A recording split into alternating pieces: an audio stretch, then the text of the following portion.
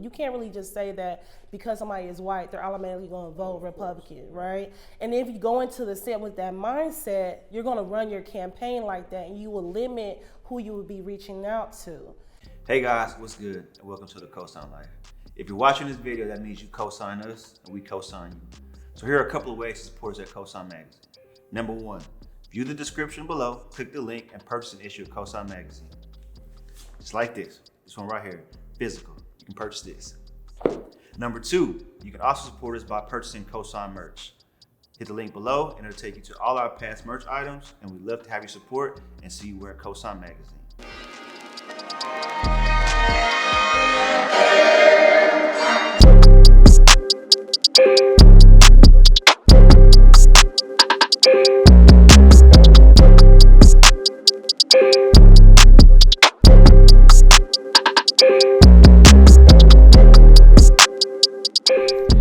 Thank you for tuning in to another episode of the COSIGN Conversations podcast.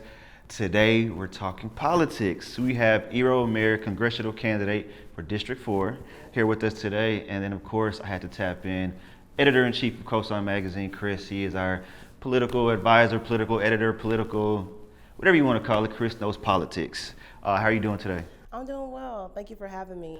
Thank you for joining us. Chris and I have talked plenty of times of wanting to really reach out and talk more to people in politics to figure out what we could do more in the city. And it was an amazing opportunity for you to reach out and say that you were interested, because it was just timing. It was a straight line timing. So I kind of wanted to get your backstory before we get into what you're running for today and talk about, how people can really, why people should really get into voting. But before we start, kind of get your backstory. Okay. Well, yes. Hi. And hi, everybody. My name is Iro Omere, and I actually was born and raised here in Dallas, Texas.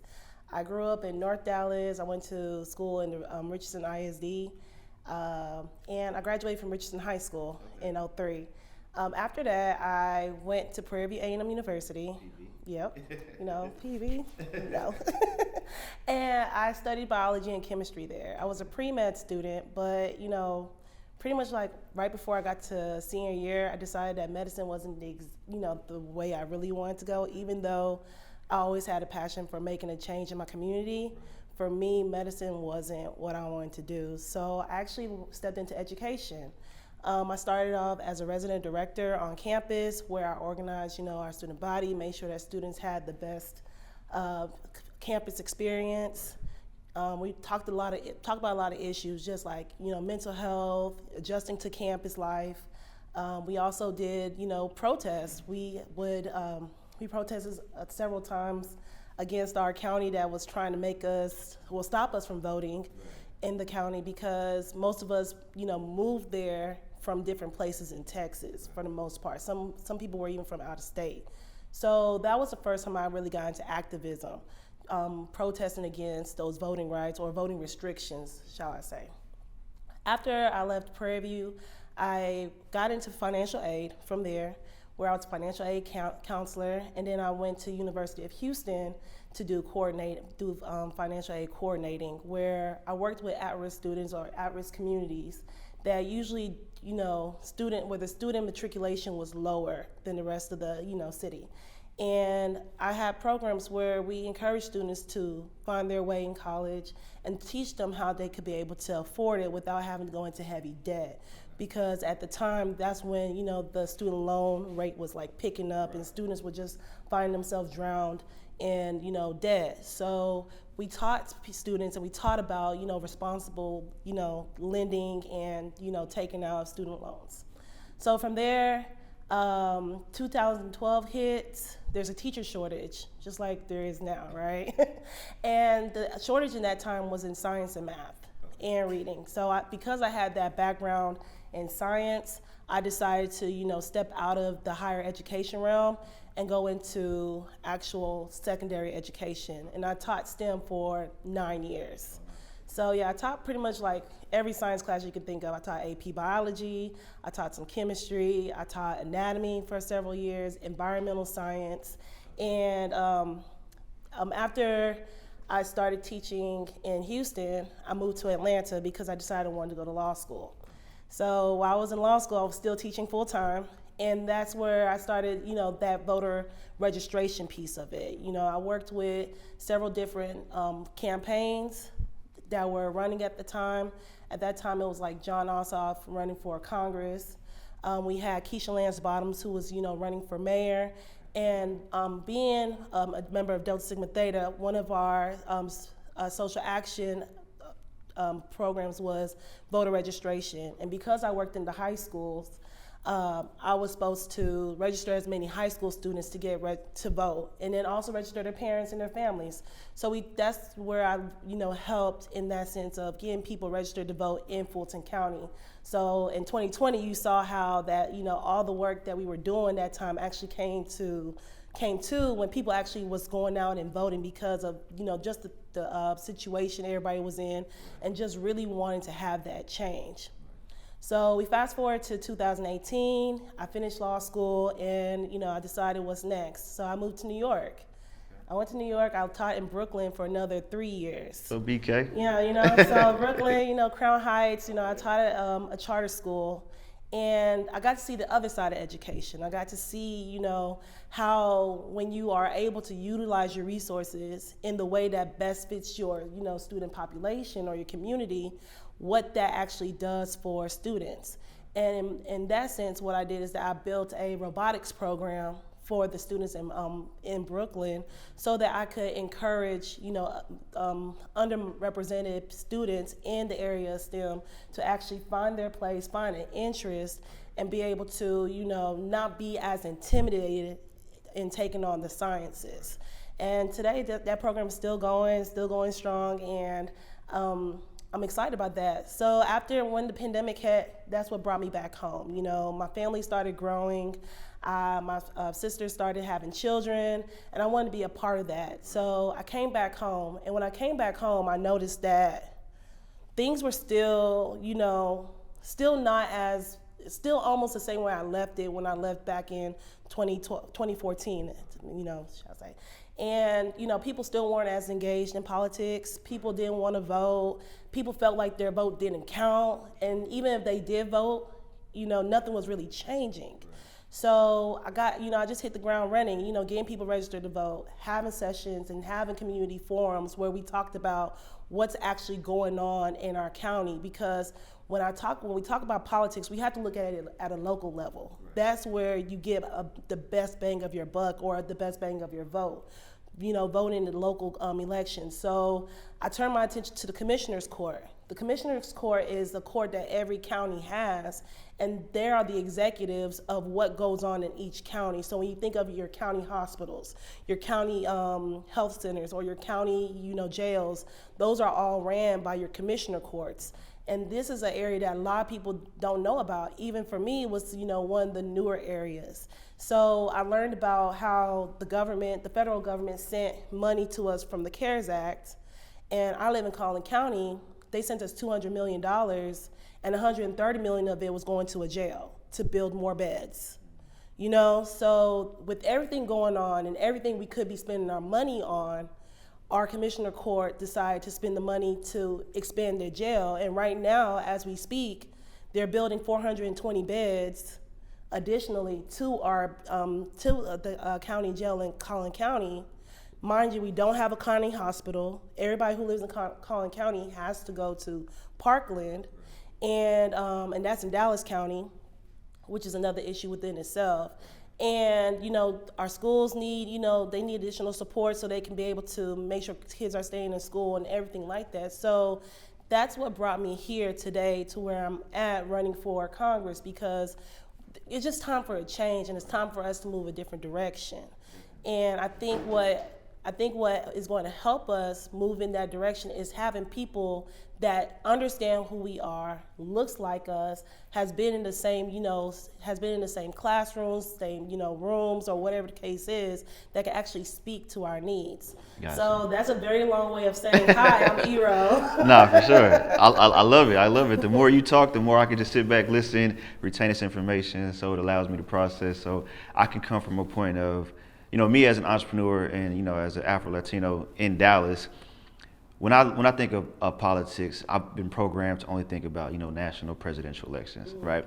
I have heard a lot more about you need to be active more in the local level, right? But let's get it, people are vain and they're selfish.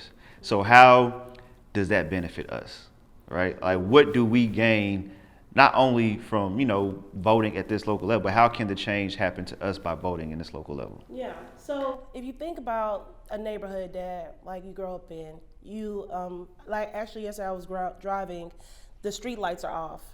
It's dark, and people want to walk. People like to walk in the evenings, but it's dark. Your city council person is able to get somebody to go out there and fix it within less than 24 hours if somebody brings it to their attention. If there's trash on the streets, same thing. When I'm driving, sometimes trucks drop boxes in the middle of the street. A long time ago, there used to be trash cans on the side of the roads. And if you notice now, most of the trash cans are gone. If you call your city council and your city managers, they can, either send somebody out to clean up the neighborhood, or they will, put back the trash cans if enough people say they want to do it. So I say that to say that it's important for us to be involved on the local level. One, because that's the most accessible level of government. Like, you literally can pick up a phone, call them, and somebody's going to answer it, and you could talk to them directly as if you're calling AT&T trying to figure out what's going on with your phone bill, right? So, and you can get things done. And it's also important because they need to know we're here. A lot of times people make decisions because they think we don't care. We complain about it on Twitter, Instagram, and Facebook. Now people are using TikTok, right? But we complain about it there, but it's just us complaining to each other and hollering at each other, and exactly. But there is a group of people that you can actually go to and talk to directly to let them know how you feel. Even if you're not going to the city council offices, you can send them an email, you can shoot them a text message. For some of them, I think in some offices they've actually advanced to where you can actually text their offices now, and they will receive the message and be able to pass it along. I know there's a couple of city council members in the Collin County area that have those. I'm not sure if everywhere, but they do have those abilities for you to be able to access them. And even on the even outside of city council, your judges. If you've ever heard somebody getting a crazy, outrageous sentence, that's because we didn't elect, because the judge that was elected wasn't elected by the people who they're going to be judging, because we're not participating as much as we should, and the thing is, even though there are some people that do regularly vote, it can't be just a few. It has to be the majority, because that's who wins, the majority. But if the majority of us aren't participating, that small minority will continue to, overrule what's going on, because they are the ones who are actually participating. And I found out, 2 weeks ago on another show when I was talking to some of my colleagues, that we actually have the most people of color here in Texas. And when you look at the percentage, of course, percentage-wise is always that 10, 13, 12, 20% that you see. But when you talk about raw numbers, we have the most number of people of color in the state of Texas. So even if we decide to all come together and, make some type of movement, we would see so much change, pretty much overnight. And it doesn't have to take years to see these changes. It just has to take everybody coming together and actually showing up to vote. So that's why this 2022 election is really important, because if we want to, those promises that Joe Biden and everybody has been making, if we want to see it come to life, then we got to put the people in place to be able to help them get the legislation to him. You have people right now that are purposely blocking everything that, has been promised by electing Joe Biden. And then it makes him look bad because he's not able to get any bills passed, because he doesn't have a legislation there to support some of those political promises, because they've promised their people other things. So that is really important for us to be involved in all levels, but specifically on the local level, because that is what determines our day-to-day and, how we live life. So for clarity, you're not really running for a local position, though. You're running for a U.S. House of Representatives, which is local representation in the House. But why District 4? I mean, it's a very red area. It reaches out to East Texas. You grew up in Richardson and you live in Collin County, and only a portion of Collin County is represented in District 4. And you're running as a Democrat with the tide turning where they expect a bloodbath in the 2022 midterms. Yes. So Why District 4?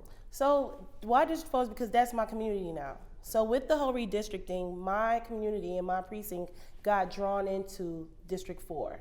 And yes, it's said to be very red and everything, but I think it's time for us to challenge that theory, because I think the reason why it's only red is because those are only people who are voting. Like right now, Texas ranks number 37 out of 50 states when it comes to voter turnout. When you look at the voter turnout numbers, it's always less than 50% across the board. So the decisions that you're seeing aren't really being made by the people who actually live in Texas. So even though Texas, people like to say Texas is a conservative state, I like to say Texas is a non-voting state. Because even when you pull the numbers and you pull the records from each county, including Collin County, Denton County, Grayson, and these other counties that are part of District 4, you see that the numbers are there. And it would be theoretically, if every person who was to vote, that was supposed to vote, the county would actually be blue, or that district would actually be blue. But what has been happening is that you have low voter turnout. You also have people that are usually Democrats feeling like they're going back to like their vote wouldn't count, or it wouldn't make a difference, so they don't put that much time into it. And you also have just this is how it's always been type of mentality. You know, it's always been this way. It's always been red. But I think it's a time for us to step into this challenge and really see and really test to see, is it really a conservative area? Because when you travel around, you see that even some of the conservatives aren't really, really conservatives in the way that they think they are, because they want a lot of things that benefit all Americans. So what data do you use that says that it would go blue? Because independents are the largest voting bloc, and then when it comes to a racial standpoint, if we were to just assume that minorities vote Democrat and white people vote Republican, which I know is not the case, but District 4 is like 70% white. So what makes you think that they would go blue? So the thing is that even if we did say like that, you would be trivializing the political views of all people. You can't really just say that because somebody is white, they're automatically going to vote of course, you, right? And if you go into the Senate with that mindset, you're going to run your campaign like that, and you will limit who you would be reaching out to. Same thing with people of color. If you think that all people of color are going to vote Democrat, you'll be sadly mistaken, because, racially, people are not monoliths. Political wise, we're not monolithic, and the independent group, just like you mentioned, are our greatest group. And depending on who is in office or who is running, they're going to pick whoever is qualified. And that's what makes me the better candidate, because I am qualified. I'm a Texan. I am an educator. I've worked on government projects. I know how to keep budgets balanced. I'm able to work with people and bring people to the middle, regardless of what their background is, whether it's racially, work-wise, socioeconomic, because, I've just been around and I'm a people's person. And this type of job requires somebody who understands and is empathetic to the needs of the people and can actually speak to it. So as I go around and as I meet people, I don't, and I think the first question is, where am I getting this data from? So we have this database called VAN. VAN is a complete voter database that collects all the information of people who are registered to vote. So if you've ever voted in an election, even if you haven't voted in an election, there is like a complete database that tracks all this information. And when I look at the numbers, what I usually pull are information of people who are, very Democratic, maybe moderately Democratic, meaning that they usually vote mostly Democrat, but they'll vote other people as well. And then people who usually lean that way, meaning that you could be an independent, but usually on your voting ballot, you tend to vote for more Democratic candidates as opposed to Republican candidates. So that information there, using that, and then just people who are undecided, because you have those people that are just completely undecided, is usually like 50-50, because some people like, I'm gonna choose X number of Democrats, I'm gonna choose an equal number of Republicans, and that's how they decide to vote, you know? So you have those people that are considered undecided. And with undecided people, that is an opportunity there for me to be able to go in there, figure out what it is that they need, and figure out how I can be able to be that type of representative for them. And even with conservatives, I've met plenty of conservatives who I've been able to convince to like support me in the election because I offer something that they are looking for, which is, you know, so, like I say, somebody who's knowledgeable, somebody who's courageous, somebody who's not afraid to step up, and somebody who knows who they are. Because, you know, even though I'm here in Texas, well, I've told people that I'm not going to switch up when I get to, you know, Washington, D.C. And with it being a federal position, I still consider it like local in a sense, because most of the resources that we use come from the federal government. So we need somebody who's going to be voting on those resources or voting for those resources to come directly to our community, because if you actually travel up there into the Northeast Texas, it's a lot of things that people need, like the Wi-Fi is needed, or, you know, broadband is needed. They need new roads. Some people are still living in like houses that are running on, you know, like on generators. You know, you got schools that are in place that were built prior to integration. You know, and they don't have ACs, they don't have HVACs.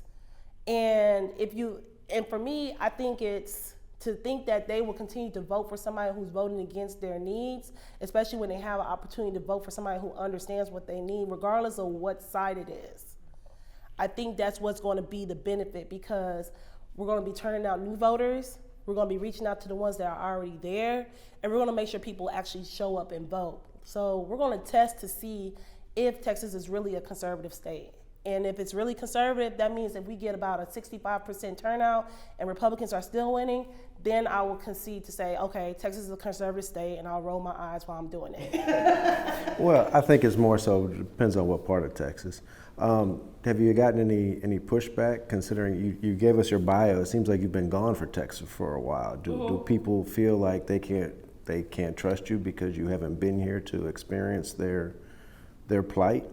So I think when I meet with people, I think people are actually kind of surprised that I've been out to those many places. So it hasn't been something where it's been a downer for me, or whatever the case is, or something that, you know, is like a blemish on my record.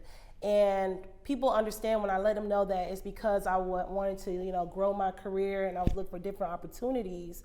And when I explain it to them in that way, they understand, because most of them are parents. They understand when their kids decide to go out, you know, explore the world, and then come back. So, and then I have to remind people that I'm not as young as I look, right? So I'm 37, right? And I've been in Texas for like 30 years. I've only left for about 7 years of the time. So for a majority of my life, I was here. I grew up here. I went to school here. Most of my education is, you know, a Texas-based education. And even when I went to other states, I always represented Texas. Everybody always knew me as the Texas girl, you know? As soon as I would open my mouth and say, how y'all doing? They're like, you're not from around here, are you? So, you know, and I have lots of different nicknames that people gave me that were Texas-based. So even though I wasn't, like, what's that song? Hardly home, but always repping. Oh yeah, hardly home. That was definitely me, you know, so yeah. Now, so I do want to ask this, because you were talking about numbers earlier. So what is, I guess, the voter turnout for African Americans right now in, I guess, Dallas County, or in Dallas? Okay, so the voter turnout in Dallas County, I'm not specifically, I don't know those numbers, so I don't want to quote a number. But what I will say is that in overall, because the numbers I did look over, was in the 2018 election, right, where Beto was running against Ted Cruz. The total number of people that turned out to vote was 200,000 people, or whatever the case is. So it was, it was 200,000, and then, he lost by 200,000 votes, sorry. So the number of votes that actually Beto lost by was 200,000 votes. but nearly 6 million people didn't vote. You know, so that kind of gives you a sense of where we are in the voter turnout, you know? So we have a lot of room. There's a lot of growth. Like, honestly, right now, with the numbers as it is, even if we didn't register another person to vote, right, which we're not going to do, but even if we didn't, we still have a lot of people who don't vote right now that we still need to get out to start voting, or, you know, get back into voting, because some people have said that they have opted out of voting altogether. You know, so when it comes to the voter turnout, you know, within the communities of color, especially our community, the Black community, our voter turnout is low. It's not where it needs to be, and because if we were turning out to vote, then people will be talking about it, and but they do see our numbers increasing. So from the 2018 to 2020, you saw a dramatic shift in the number of people that voted, which was good because it helped, you know, Joe Biden get into office. It helped, you know, several people who were running for office to be able to keep their state seats. And we also saw a shift in, you know, some of the city council races where more Democrats and younger people were turning out and being able to win their elections. Even in this past special election that happened in 2021, we had several newcomers that were, you know, unseating incumbents. Like in Grand Prairie, you have Junior Zwanu, who was able to unseat a 11-year incumbent. And he graduated from college the week before he won his seat, you know? So, and his thing was voter turnout, knocking on doors, letting people know, hey, there's somebody here, I want to run, I want to represent you, things like that. So it's lots of ways we can be able to increase our engagement, but the first thing has to be, like, you know, being registered, because they also have passed a lot of these restrictive rules when it comes to voting and, you know, registering. And right now, there's even an article that just went out saying that they don't have enough paper to print voter registration cards. But don't worry, guys, I have voter registration cards. So if you need some, I'll get you registered.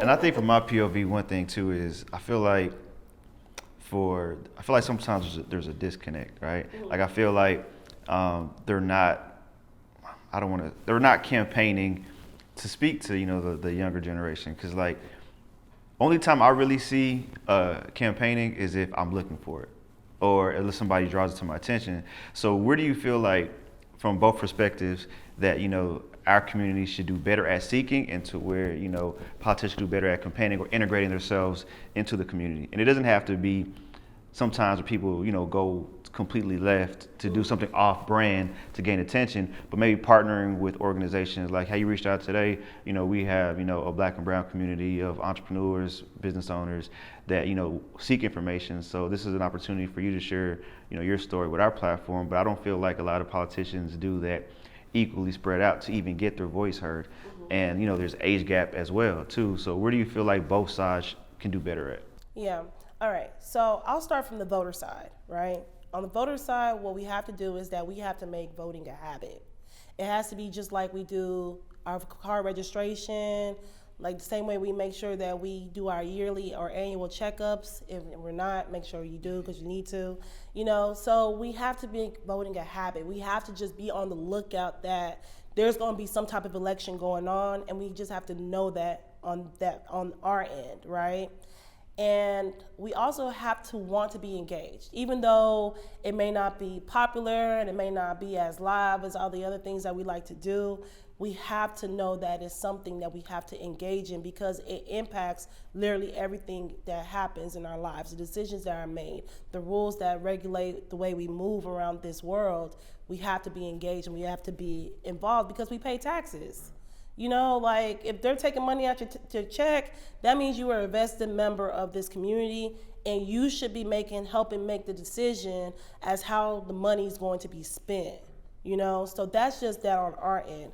When it comes to candidates and when it comes to what politicians can do, being a candidate now, I understand why people just kind of just overlook it, because there's so much. People are just overwhelmed, and you have to get a team together, and the resources are limited, and it costs a lot to reach out to people. So I do see why some candidates are like, well, I'm gonna go to the communities that I know are going to vote, because that's the best place for me to use the money.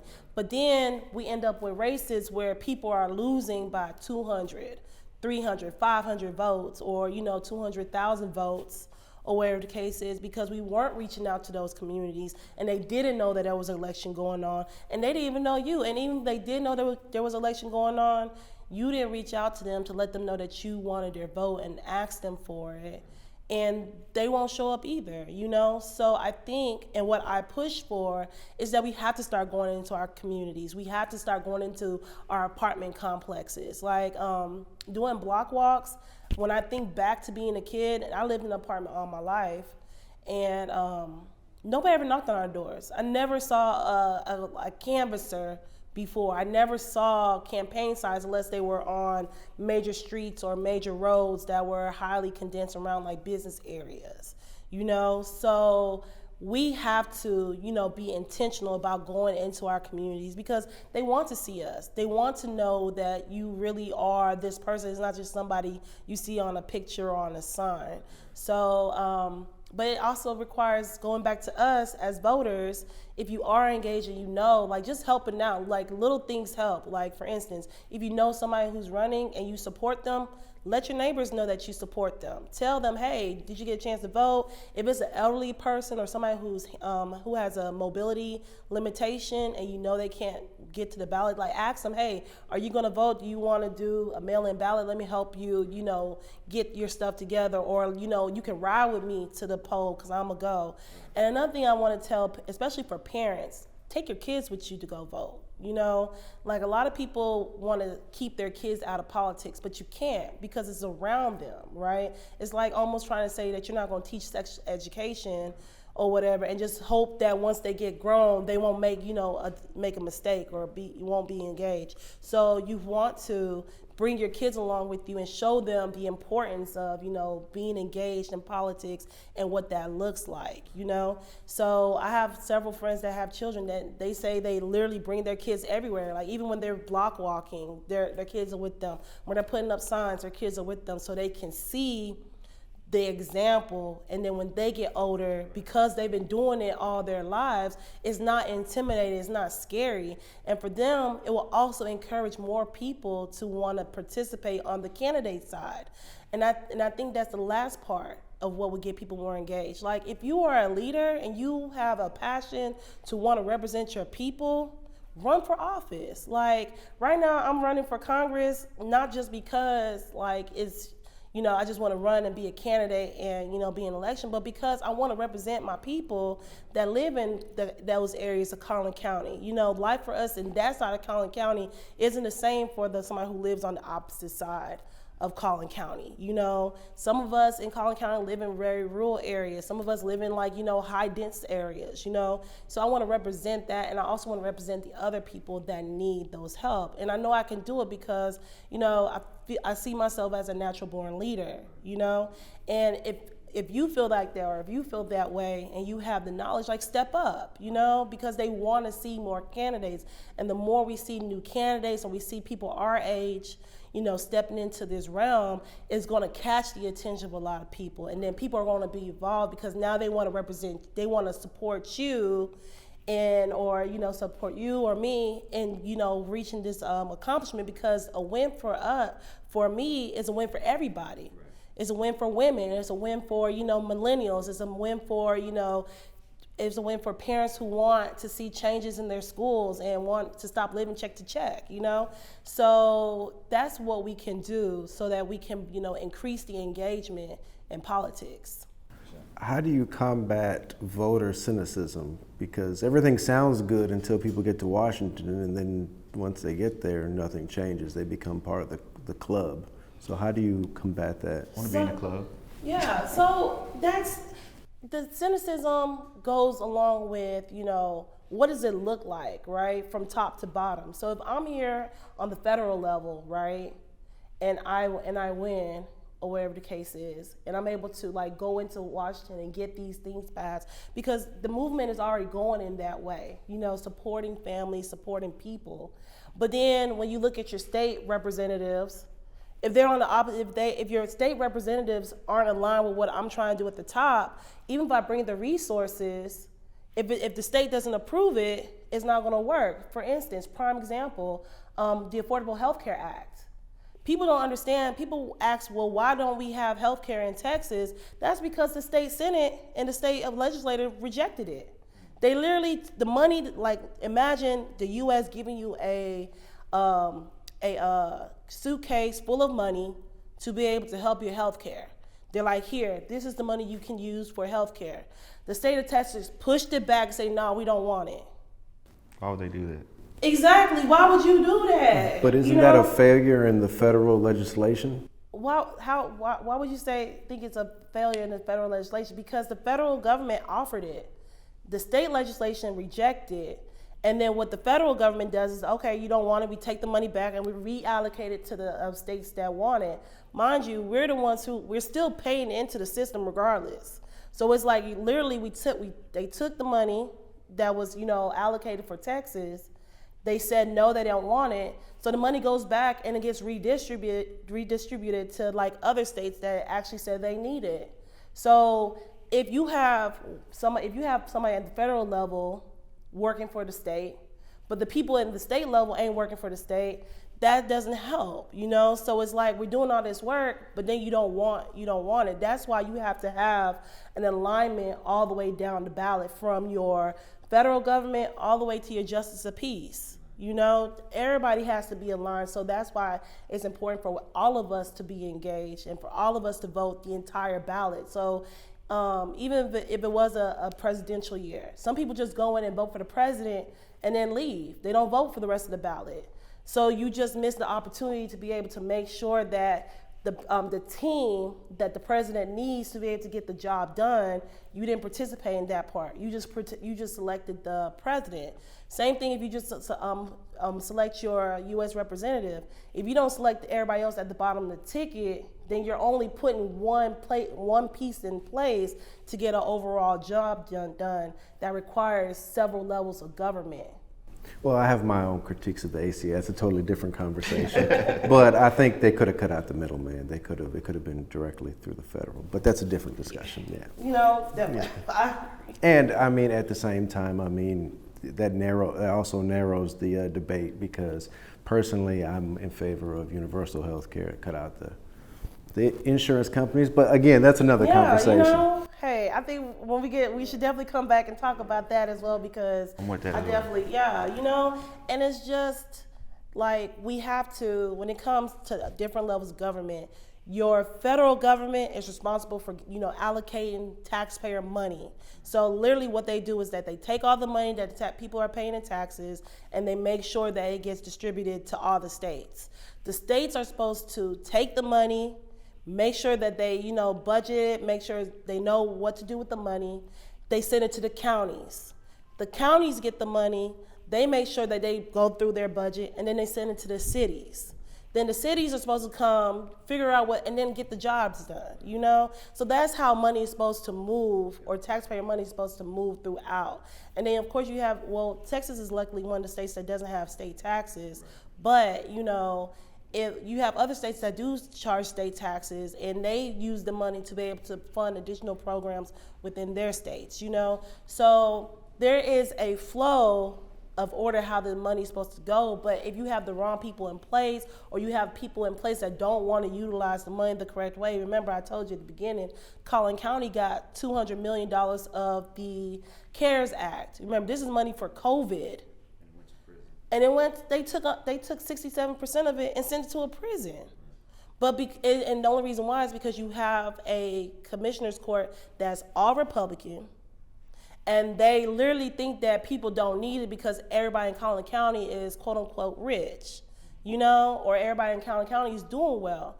But that's not the case for everybody. But we have a lot of people that have businesses. A lot of businesses didn't get the money they were supposed to be getting to keep their doors open. You have a lot of people right now who have limited access to health care because, like I said, Collin County doesn't have a medical facility. We don't have a county hospital. So they have to travel to Parkland Hospital to get health, to get affordable health care unless they go to one of these private hospitals where, the price is going to be a little more expensive. And most of those hospitals are out of network with people's insurance, so they're paying higher co-pays or whatever the case is.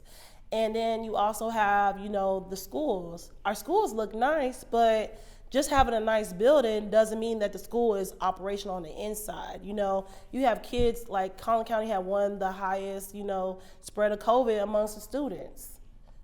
Students were like going home in like boatloads and stuff because they were sick. Well, some parents are still sending their kids back to school, but that's a different discussion or whatever the case is. But, we could have used some of that money to be able to make sure our kids were in place or give everybody N95 masks or give, the additional like Wi-Fi hotspots so people who didn't have Wi-Fi at home could have Wi-Fi. Like when we started the COVID, when COVID first started, or whatever in New York, like kids were getting hotspots. Like the school was giving them hotspots because they knew their parents didn't have Wi-Fi. We literally asked every single parent, asked all the families, do you have Wi-Fi? Do you have a laptop? If they said no to either one, we provided it. And that is something that the county should have been doing, within our schools, but they want to send the money to prison. I was born in New York, so I already kind of biased because I know New York education. Well, in my opinion, New York education is ahead of Texas education, but that's just my personal opinion.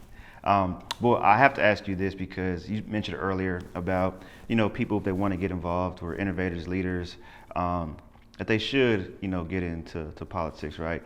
But since you're in it, kind of walk us through for our audience what that process is like. I know it's Google information, but while they're watching, it's kind of like if they spark interest and maybe I want to look deeper into it and get started. Kind of walk us into how does somebody even start to get started, where they go. Just kind of like give us that blueprint. Yeah, so it's real easy.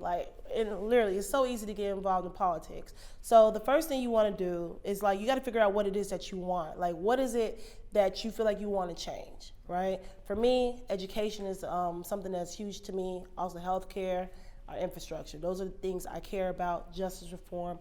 Those are what I advocate for. So you got to figure out what you want to advocate for, and then you want to be involved in your community. So each city, each county has a Democratic or Republican party or independent party, So there are organizations there where you can join, usually for free or for a small fee. And also, I like to tell people, join different organizations that are in the community. Like for me, I'm a Delta, so I'm part of, I attend meetings throughout, our counties, and, I also visit other chapters. I'm part of the NAACP. I'm part of the Collin County Black Chamber of Commerce. I'm a member of Collin County Young Dems. I'm just a member of different community organizations. And that's the way that you get into your community, because you got to meet people. You got to know who's who. You got to know what's already there. So you immerse yourself in your own community. And if there's something that's not there, you pull an organization together. You can create your own small organization. And then you start to talk to people. You talk to your neighbors, you talk to your friends, your church members, and figure out what do people want to change. So that's how you start building up a platform, because you want your platform not to be just about you. You want your platform to be inclusive of all the needs of people, so that, your platform speaks to, the majority, because that's how you're going to get people to want to support you or give you feedback on what they need, so they can be able to feel like they can support you. So you get to that part. The next thing is you decide you want to run. You see if you meet the qualifications. If you go to the Texas Secretary of State, and that's across the board, so no matter which state you're in, everybody has a Secretary of State office. And you're going to go into the elections section, and you look up the candidate information. In Texas, we have a list of all the positions that are available for people to run, and they're going to tell you what the requirements are. For most of them, you have to be at least 18 years old. You have to be a registered voter, and Yeah, some of them you have to live in a district, right? So some of them you have to live in a district. If it's a statewide, you just have to be a member, be somewhere in Texas. If it's like city council, if it says like city council place something, like place 1, place 2, that means you have to live directly in that area. If it's a member at large, that means you just need to live in the city, because you're going to represent the entire city or whatever. So like for instance, Dallas City Council, they have some that are certain places, they have some that are members at large, right? So same thing like Mesquite, Plano, all these different cities, they have their own city council. Then once you realize you meet those qualifications, like for instance, I found out like attorney general, you don't have to go to law school. So some of these positions you don't even have to go to law school. Like you could be a county judge, you don't have to be a law student. You don't have to have a law degree to be a county judge. You just have to be at least 18 years old and be a registered voter and live in that county to be a judge. So like people who are coming out of high school, if you feel like you have the qualification and you're ready and you can prove that to other people, you can mess around and win a position. We do have very young members of office that are, that are new, that have won seats before. I believe in Texas to be a state House rep, you may have to be at least 18. To be a senator, you have to be like 21 or 25. But if you go online, it'll tell you exactly what it is, right? All the things are there. With this last election that happened in November, they changed a couple of the rules on the requirements for some of the positions in the Constitution, in the Texas Constitution. So some of them will be updating, but most of it is the same. Then you decide you want to run, or whatever the case is, you have to file. So it's an application that will simply ask you for your name, your address, what do you do, and then you swear an oath that you're going to, do your best and, be ethical in how you run, and you get it notarized. Most of them have a filing fee. So you also will have to pay a filing fee. Or you can go past the filing fee by getting signatures. So if you don't have the money for it, that's never should be an issue of why you don't run, because you can always get petitions signed. Now the petitions are very specific because you have to make sure that they live in the area of where you want to run, and that they are also registered to vote. So you can only get registered voters to sign your petition that live in the area. So if you ever see somebody who has like a clipboard and they ask you to sign a paper because somebody's running, that's what they're doing, because they don't want to pay the fee or whatever. But if you don't have time to, it depends on what it is. So like for instance, if you're running for governor, it's like $3,700. For Congress is $3,125. If you're running for if you're running for like commissioner, I think it's about $700. And like each city has their own fees. Some of them don't have any fees. And does the number of signatures vary as well? Usually if it's depending on it, it's going to either be 500 signatures, or it could be like a percentage of the total number of people that voted in the previous governor election. But that information is also available once you get to that point. And then when you file, you let everybody know. You start letting everybody know. You put your team together. It's like building a business. You get a team together, you get, your volunteers, you have meetings, you start reaching out to people, and you want to be creative about how you're, reaching out and letting people know. And one of the rules that we like to use is that when you decide to run for office, you want to reach out to your voters at least 5 times. And you want to reach out to them in different ways, whether it's you knocking on the door, making a phone call, texting them, sending them a mailer that you get in the mail, or, whatever other creative way. It could be one of the other ones that you repeat, So you want to make sure that you're letting them know, and you're reminding them, and you're like in the front of their minds, so that on election, when election comes, you are getting people mobilized to get out and vote. Because that's where it really matters. So like, it doesn't matter how much money you raise. It doesn't matter how much, how much people say they want to vote for you. They actually need to go vote. That's why you see some people that will outraise candidates but still lose. And you see people who are the opposite, where they don't raise enough money and they win, you know? Like, perfect example, Barack Obama was somebody who, he didn't raise as much money as John McCain when he ran the first time, but he still won. And he didn't even get endorsements from some of the major political, you know, people that were giving endorsements. Like, I believe like New York Times didn't even endorse him, you know, but he still won. So like, regardless of all that, none of that matters. The only thing that matters is the vote. And you're trying to figure out how can you get somebody to get up out there, get up out of whatever they're doing and put time in their schedule to vote for you. And, you know, hopefully if you are one of those candidates like me, you also want to make sure that you vote for other people that you support too, so that we can all be one big, you know, class of candidates that go into our different respective seats and we can get jobs done. So, yeah, it's room for everybody. You know, every seat is, nobody owns a seat. None of these seats belong to anybody. It doesn't belong to a certain generation. It doesn't belong to a certain class of people. It doesn't belong to the rich. It doesn't belong to the poor. These seats are for Americans and for people who want to represent their people or their communities, right? So you have to, you know, see yourself in it, and you have to be able to talk to the people and get them to come out and vote.